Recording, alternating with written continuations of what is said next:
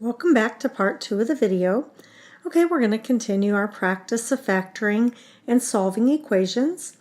You're going to do number 9 and 10 on your own, but before you pause the video, just want to remind you that if you're going to factor and solve something, you first have to get it equal to 0.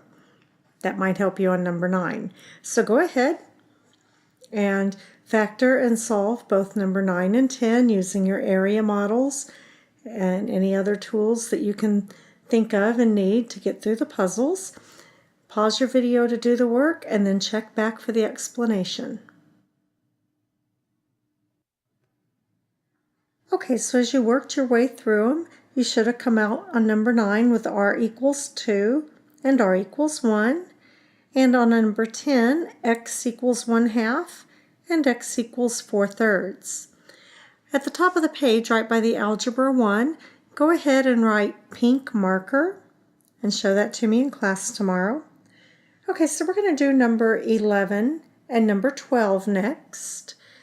On these, I want you to factor them and solve the equation. As a reminder, in order to factor and solve, the equations have to be equal to 0. So pause your video, go through the tools, the structure, the patterns, and anything that you need, and find the answer, and then start the video up to check your answers. On number 11, I'm sure you noticed that it is a difference of 2 squares, at least at some point during your process. And so our answers ended up equaling x equals -12. That's when I set the first factor equal to 0. And x equals +12 when I set the second factor equal to 0. On number 12, I showed a little bit more of my work because the numbers weren't quite so clean as they are in number 11. And I came out with y equals -7/3 and y equals +7/3. All right, number 13, it's a really cool puzzle. Number 13 is giving you information about a triangle. And there's a couple ways to go about approaching this. I've seen some students solve it using the formula for the area of a triangle, which is 1/2 base times height.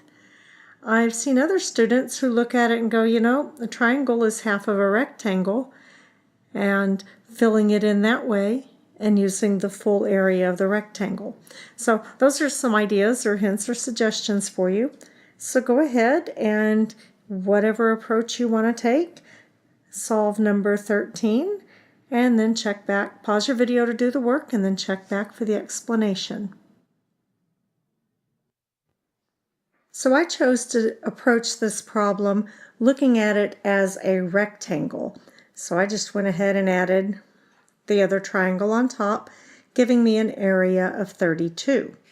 So length times width equals 32. And I distributed my x. And that starts my trinomial. But to solve this, I have to get it equal to 0. So I moved my 32.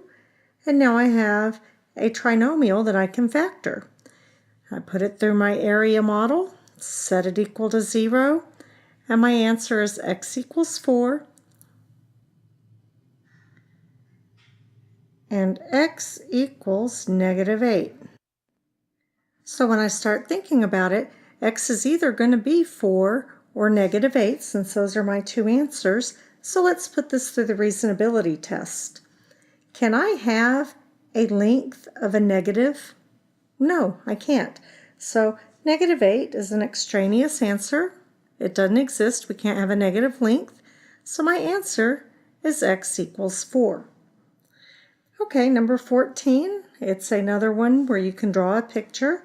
So go ahead and work all the way through number 14. You will have to do your length times your width. You'll have to multiply it through an area model. Then you'll subtract your 360 to get it set equal to 0, and then you're going to have to factor it back through an area model in order to get the solution. So keep working through the puzzle until you get all the way through the steps, then turn the video back on for one last explanation. Welcome back. This problem took lots of, perseverance and grit, just working through each of the steps, remembering it's just a great big fat puzzle, finding whatever pieces of information, just one little piece at a time, until eventually you get down to the end and have an answer. So check over your work, see if there was any place you went wrong or got stuck, and eventually you came out with x equals 5.